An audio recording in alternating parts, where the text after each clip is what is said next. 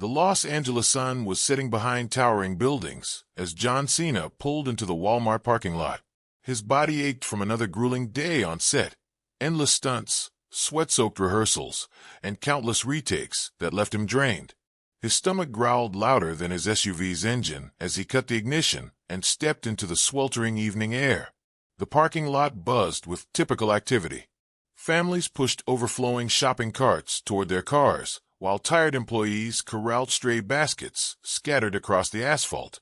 The distant sound of a hot dog vendor calling out near the entrance, mixed with car doors slamming and engines starting. John moved with purpose toward the sliding glass doors, already imagining the blast of cool air conditioning and the sandwich he planned to devour in less than 2 minutes. The moment he stepped inside, that promised cool air hit him like a gift from heaven. The store hummed with ordinary life, parents managing restless children, employees restocking shelves, the gentle rumble of shopping carts rolling across polished floors, and occasional bursts of laughter from the toy section. It was the kind of normal, busy atmosphere that made Walmart feel like the heartbeat of American life. John made a straight line toward the food section, his mission simple and focused. He grabbed a prepackaged sandwich and a bottle of water, popping the cap immediately and taking a long, satisfying drink. The cold liquid felt amazing against his parched throat. He turned toward the self-checkout lanes, ready to complete his quick shopping trip and get home to finally relax. That's when it happened. A small body bumped gently into his leg, so softly he almost didn't notice. John looked down and saw a little black girl, no more than 8 years old, standing there with wide, terrified eyes. She was completely frozen in place, as if time had stopped around her.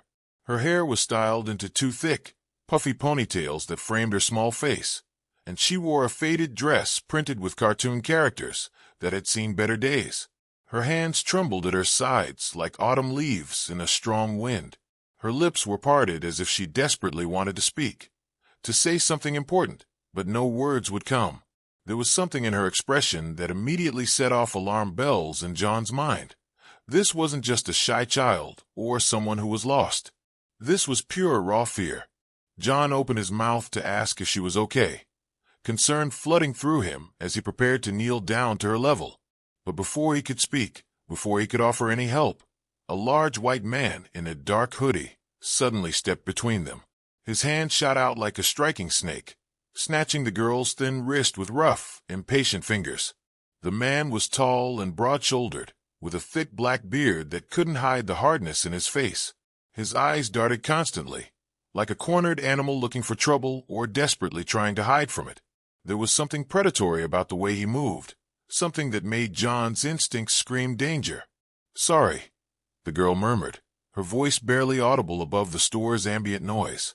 The word came out broken, rehearsed, like she'd been trained to apologize for existing. The bearded man clicked his tongue in sharp irritation and yanked her toward the exit with unnecessary force. "Come on," he snapped, his voice carrying an edge that made nearby shoppers glance over with uncomfortable expressions. John's body remained perfectly still, but every muscle in his frame tensed like a coiled spring. He watched as the girl's shoulders slumped in defeat. She didn't protest, didn't cry out, didn't try to pull away. Her steps were small and robotic, as if her will had been systematically crushed long ago. She moved like someone who had learned that resistance only made things worse. Something felt deeply, fundamentally wrong. This wasn't a father picking up his daughter, or even a frustrated guardian dealing with a difficult child. This was something else entirely, something that made John's blood run cold, despite the store's comfortable temperature. Without conscious thought, John tossed his sandwich into a nearby basket. The simple action felt monumental, like crossing a line he couldn't uncross. His feet began moving, slowly at first, careful not to draw unwanted attention. He followed them through the maze of shoppers and merchandise displays, staying far enough back to remain invisible, but close enough to keep them in sight. The man never looked back as he dragged the girl toward the bright glass doors. They moved through the entrance like shadows, the evening sun creating stark silhouettes against the parking lot's backdrop. Other shoppers passed by without noticing anything unusual, lost in their own worlds of grocery lists and daily routines. John stepped through the doors, just as the girl turned her head slightly. For one heart-stopping moment, their eyes locked across the distance. That single look contained everything John needed to know. Her gaze wasn't just frightened. It was pleading, desperate, and completely silent. It was the look of someone who had given up hope, but was making one last, desperate attempt to be seen, to be saved.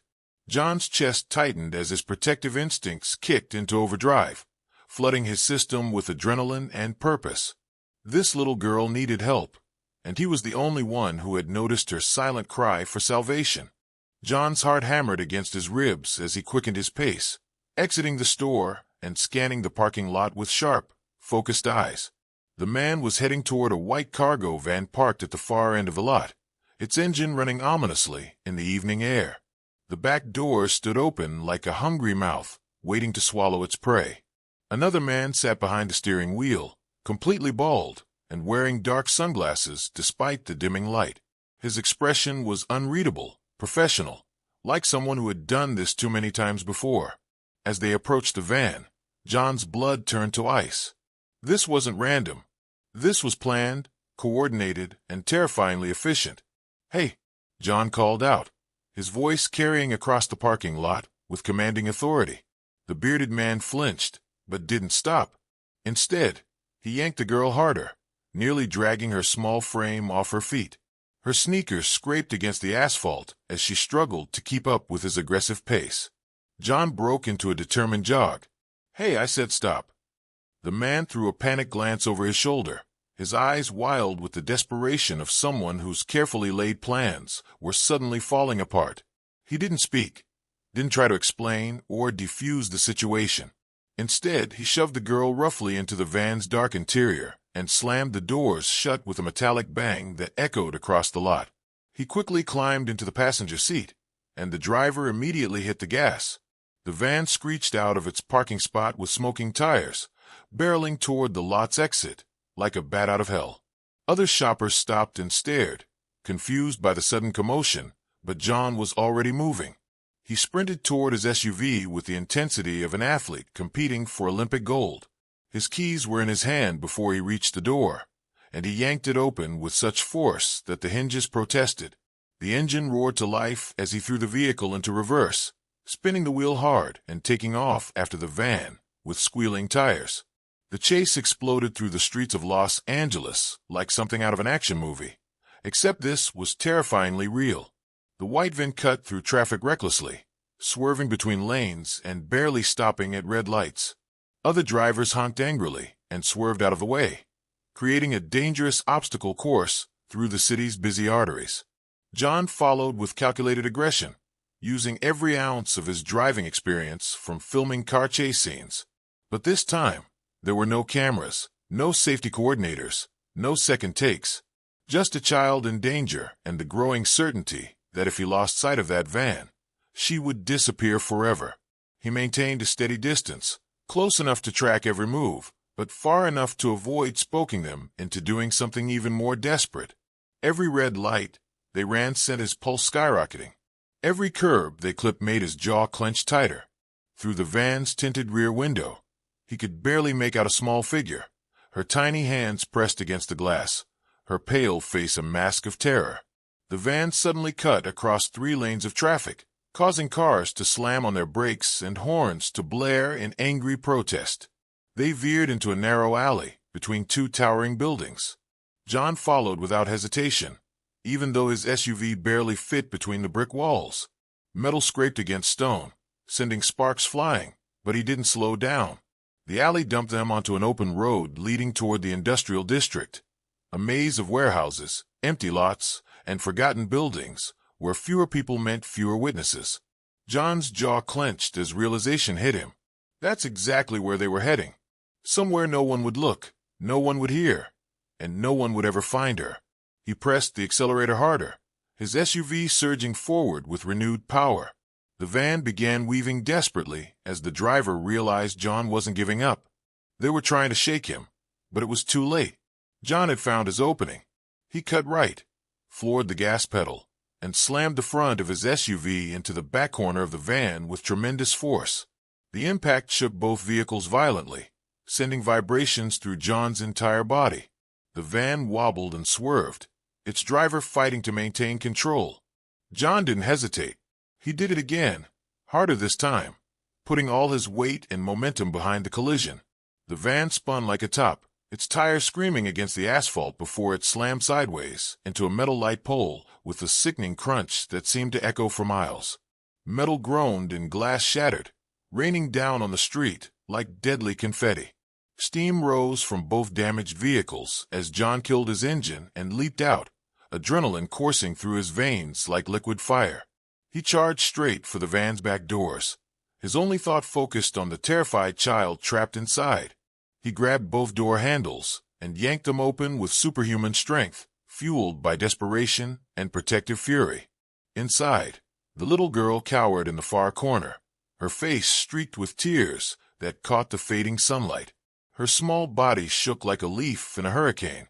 "You're okay," John said quickly, his voice gentle despite his racing heart.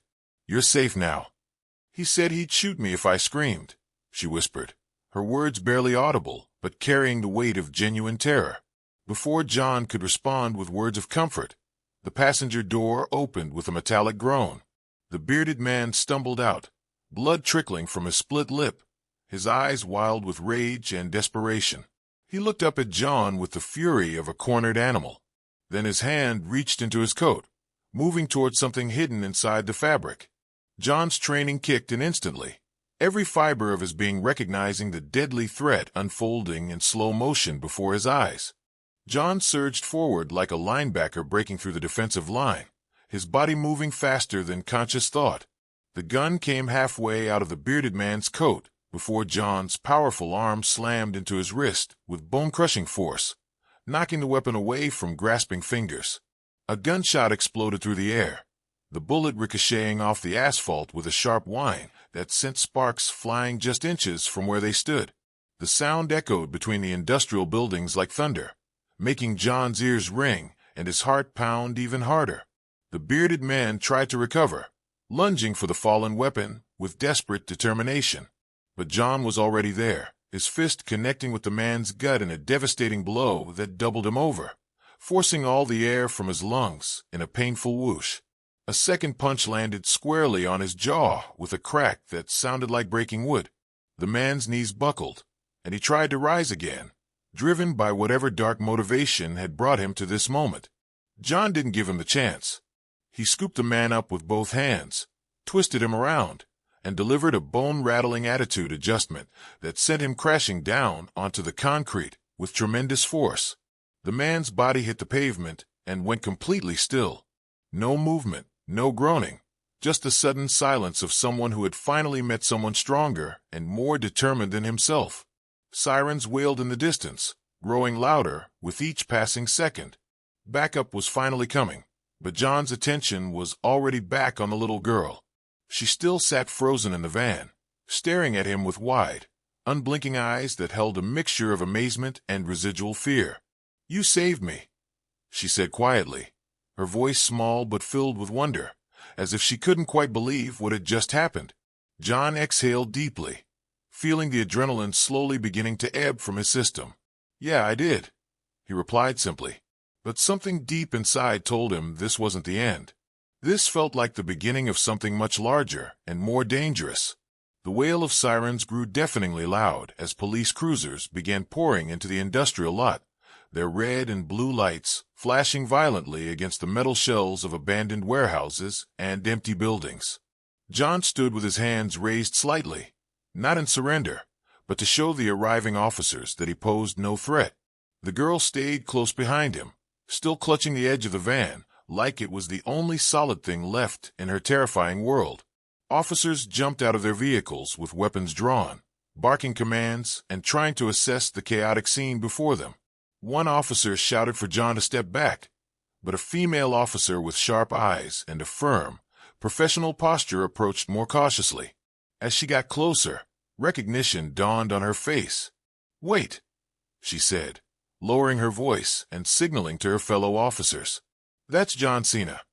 The other officers hesitated, reassessing the situation with new eyes. The female officer stepped forward, holstering her weapon with practiced efficiency. "What the hell happened here?" she asked, her tone professional but concerned. John pointed toward the unconscious man sprawled on the asphalt, like a broken doll. "He tried to take that girl. They shoved her into that van. I stopped them before they could get away." The officer turned to the girl, her voice immediately softening with maternal concern. "Sweetheart, are you hurt?"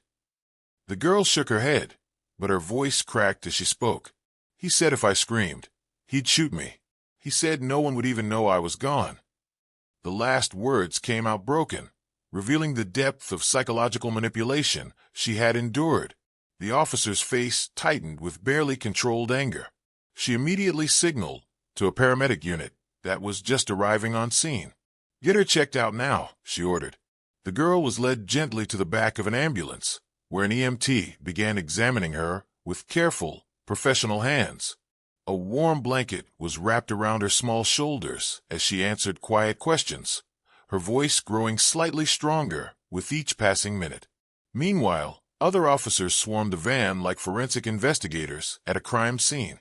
In the glove compartment, they discovered maps marked with strange routes, several burner phones, and plastic zip tie restraints that made everyone's blood run cold. The implications were horrifyingly clear. Another officer found the driver barely conscious and bleeding from a severe head wound, slumped over the steering wheel like a broken marionette. He was carefully extracted from the vehicle, handcuffed, and laid on the pavement to await emergency medical attention. A third officer ran the identification of the bearded man, who John had neutralized. "Michael Harper," the officer announced grimly, reading from his computer screen. "He's on several watch lists. Prior arrests for assault, suspected in a string of abduction cases across 3 states. Never enough evidence to charge him until tonight." John's fists clenched involuntarily. "Well, you've got plenty of evidence now." The officer nodded with grim satisfaction. "No doubt about that. And the driver's Jacob Wells, another frequent player in our system. Suspicious activity tied to interstate transport, but we could never pin anything concrete on him until today." As the girl was cleared medically and wrapped tighter in her protective blanket, a car suddenly sped into the lot with squealing brakes. A woman in her mid-30s jumped out before the vehicle had completely stopped, her eyes wide with the terror that only a parent can feel when their child is missing. "Where is she? Where's my daughter?" she cried out, her voice breaking with emotion. The girl looked up from the ambulance, and her face transformed with relief and joy. "Mama," she called out. She jumped down and ran, colliding with her mother's arms in an embrace so fierce it looked like they were trying to merge into one person. The woman held her daughter so tightly that her knuckles went white, and both of them collapsed to their knees on the pavement, sobbing with relief and overwhelming gratitude. "I thought I lost you," the mother whispered over and over, her words muffled against her daughter's hair. Then she looked up at John through her tears, her voice shaking with emotion, so raw it was almost painful to witness. "Thank you. I don't even know what to say to you. How can I ever repay you for bringing her back to me?" John's voice was quiet but firm. "You don't have to say anything. She's safe. That's all that matters to me." The girl stepped away from her mother for a moment and walked up to John with newfound courage. She reached into her pocket and pulled out something small and precious. A thin bracelet made from colorful string and plastic beads, frayed from constant wear but clearly treasured. "For luck," she said simply, pressing it into John's large hand. "You saved me." John bent down slightly, accepting the gift with the reverence it deserved. "Thanks, kid. I'll keep it close to my heart." Police officers moved with practiced efficiency, finishing their reports and gathering evidence that would ensure Harper and Wells faced justice. Michael Harper was loaded into the back of a police cruiser, his hands cuffed tightly behind him. As the door was about to close, he lifted his bloodied head and grinned at John with malicious satisfaction. "You think you changed something tonight?" he rasped through split and swollen lips.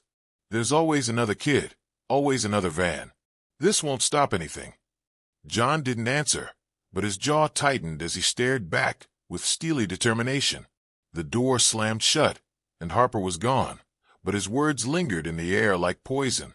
The girl and her mother sat quietly nearby as the last emergency crews packed up their equipment.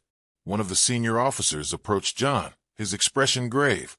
"We'll take it from here, but you should know something," the officer said carefully. Harper wasn't acting alone. This wasn't some random crime of opportunity. They had a plan. That van had a specific destination, and there are probably others involved. "I figured as much," John replied, looking down at the small bracelet still clutched in his hand. "They move too efficiently for this to be amateur hour." The officer nodded grimly. "We'll dig into those phones we found, try to trace them back to something bigger. But it's going to take time, and these networks are usually pretty sophisticated about covering their tracks." John looked around at the crime scene, watching as the police cars began pulling out one by one. The immediate crisis was over, but something inside him refused to settle. This felt like the end of one chapter, not the end of the story. As he walked back to his damaged SUV, his phone buzzed with an incoming text from an unknown number. He opened it and felt his blood turn to ice. The message was short and terrifying. "You should have minded your business. This isn't over." John stared at the screen, his expression unreadable, but his jaw clenching with determination. Then he locked his phone and slid it back into his pocket, but the message burned in his mind like a brand. He started his engine and sat there for a moment, drumming his fingers on the steering wheel as his thoughts raced. Too many details didn't add up properly. The van had been waiting with its engine running. There was a second man already positioned behind the wheel. The girl's robotic compliance suggested she had been coached or threatened into submission over time. This wasn't just one twisted individual with sick intentions. This was a process, organized, cold, and practiced with horrifying efficiency. John pulled out his phone again and dialed a number from memory. After a few rings, a tired but familiar voice answered. "Torres here." Detective Maria Torres was one of the few people John trusted completely, a veteran officer who was sharp, driven, and absolutely unshakable in her pursuit of justice. "John, it's late. Don't tell me you're calling because you lost your wallet in the produce section again," she said with dry humor.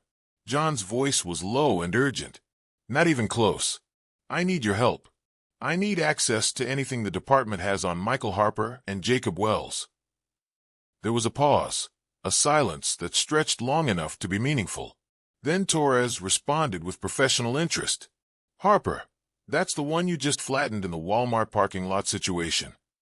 "Yeah, him and his driver tried to abduct a little girl. I stopped them, but it doesn't feel random. It feels planned, coordinated. They were heading somewhere specific, and I want to know where." "I figured you'd say that," Torres muttered. "I'm already at the precinct working late. I'll send whatever I can dig up to your phone. Give me a few minutes to pull the files." While John waited, he stepped out of his SUV and walked around the now quiet parking lot. The heat of the day had finally faded, replaced by a cool breeze that should have been refreshing. But the weight in his chest hadn't lifted at all. He looked down at the frayed bracelet the little girl had given him and tightened his grip on it. This wasn't just about her anymore. It was about every child these monsters had ever targeted, every family that had been destroyed, every life that had been stolen. His phone buzzed with an incoming message from Torres. She had sent a preliminary report that made his stomach drop. Traffic cameras had picked up the same van earlier that evening, parked outside a warehouse on the outskirts of the city. But here was the disturbing part. It had been there for hours before it ever showed up at Walmart. John's jaw tightened as the implications sank in. They weren't just transporting the girl from one location to another. They had been preparing to take her somewhere specific, somewhere they had already set up and prepared. He immediately called Torres back. "Warehouse on the East Side Industrial Zone, between Fremont and Sycamore," he said without preamble. "That's where they were staged earlier tonight." Torres sighed deeply. "That's a bad area, John. Most of those buildings are either completely abandoned or owned by shell companies that don't want anyone asking questions." "I want to check it out," John said firmly. "Not alone, you don't. I'm not saying we should go in guns blazing just yet, but I want to see it with my own eyes. I'm heading there now, and you're staying on the phone with me the entire time. And if anything looks suspicious or dangerous, I wait for backup." John agreed. But I'm not just going to sit here knowing they might have other kids stashed somewhere. Torres's voice carried a warning tone.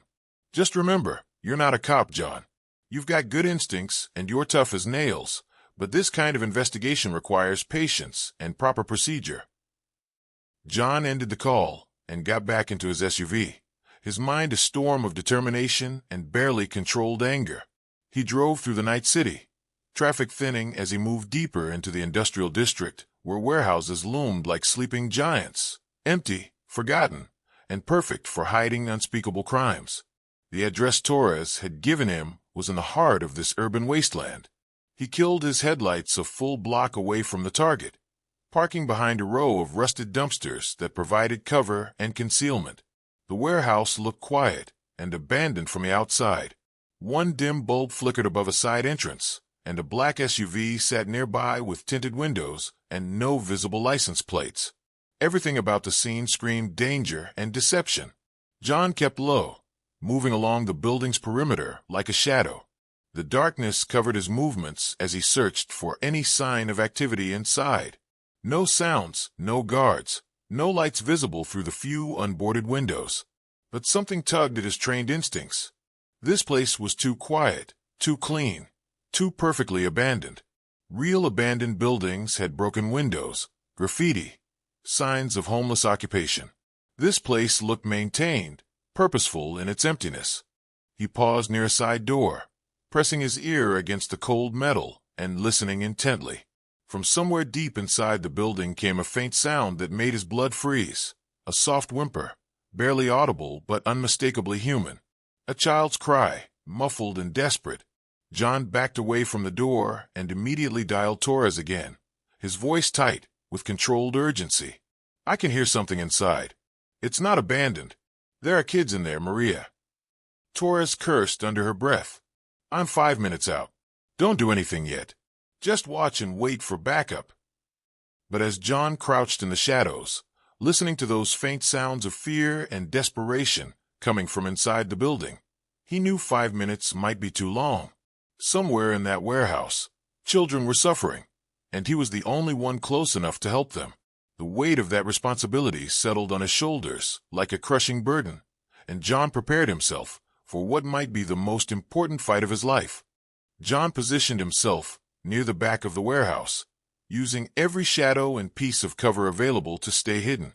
Through a dirty window set high in the wall, he could see inside to a dimly lit space filled with wooden crates and makeshift furniture. Then he saw movement that made his heart nearly stop.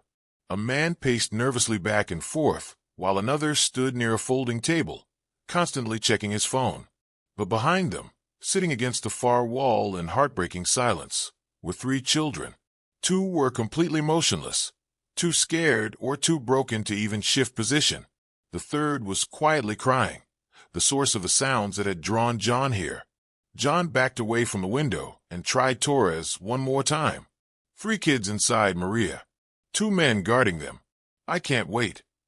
John, I'm almost there. Just 2 more minutes. Another sound from inside the building cut through her words. One of the children had started crying louder, and there was the sharp sound of an adult voice angrily telling them to shut up. John's decision was made. He found the side door he'd listened at earlier and tested it carefully. It was secured, but the lock was old and the frame was weakened by years of weather.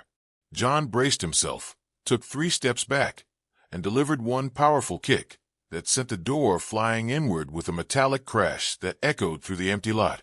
Before anyone inside could react to the sudden intrusion, John was already moving with the speed and determination of someone who knew lives depended on his actions.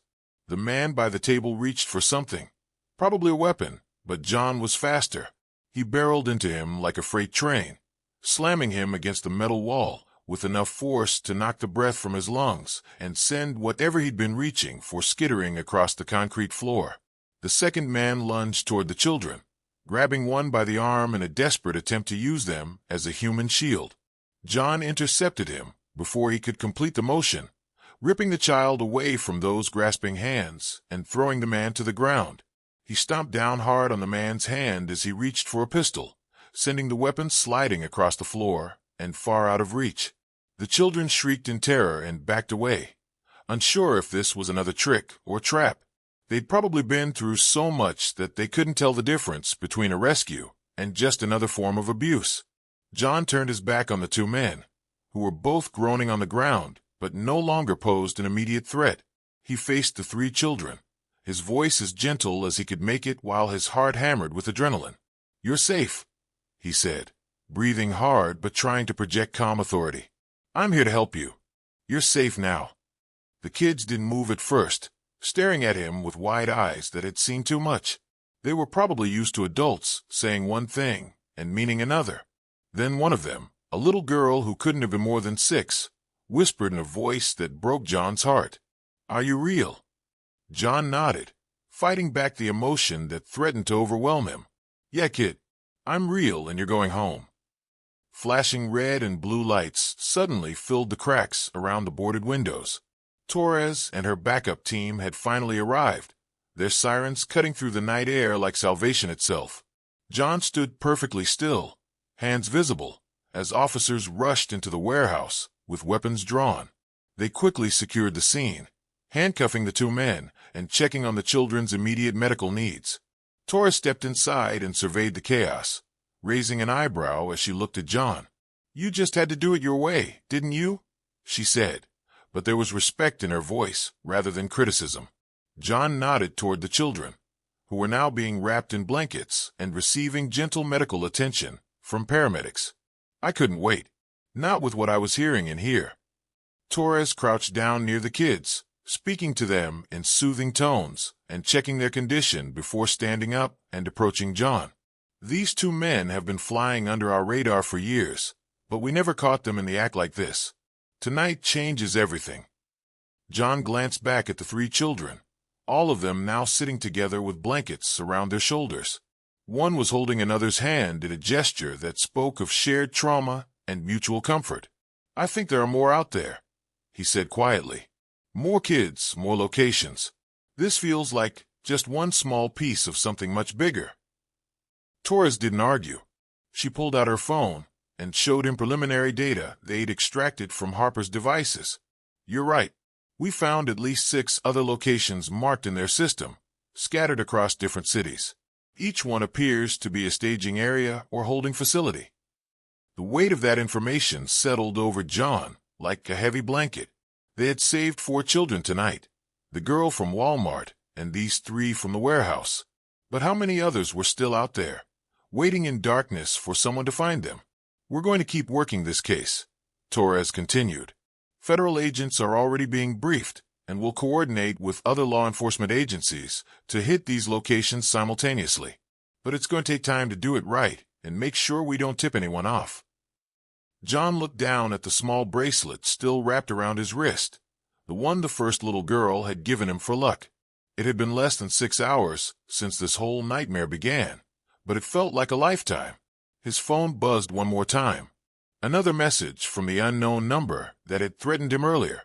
This time it simply said, "You can't save them all." John stared at the words for a long moment, then typed back a simple response. "Watch me." He deleted the entire conversation thread and slipped the phone back into his pocket. Torres was right that this would take time, coordination, and careful police work. But John wasn't going anywhere. He'd stumbled into this fight by accident, but now he was committed to seeing it through to the end.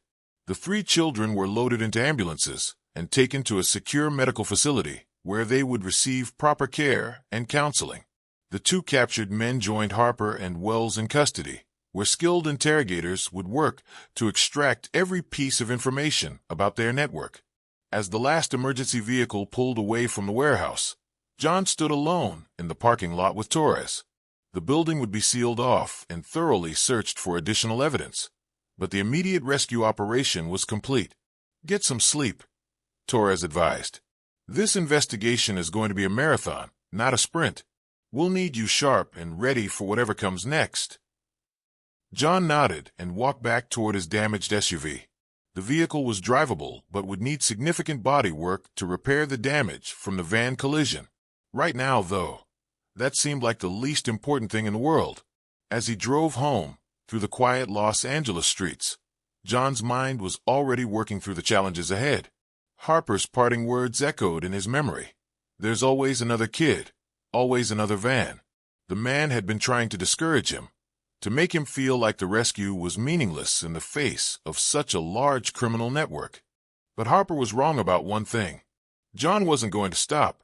The bracelet on his wrist was a reminder of what they'd accomplished tonight, and a promise of what they would accomplish in the days ahead. Somewhere out there, other children were waiting for rescue. Other families were praying for their safe return. And now John Cena, along with Detective Torres and a growing team of dedicated law enforcement professionals, was committed to making sure those prayers were answered. The fight was far from over, but tonight had proven something important. When good people refuse to look away from evil, when they choose to act instead of hoping someone else will handle it, real change becomes possible. The girl's words echoed in John's mind as he pulled into his driveway. You saved me. Tomorrow, they would work to save the others, and they wouldn't stop until every last child was brought home safely.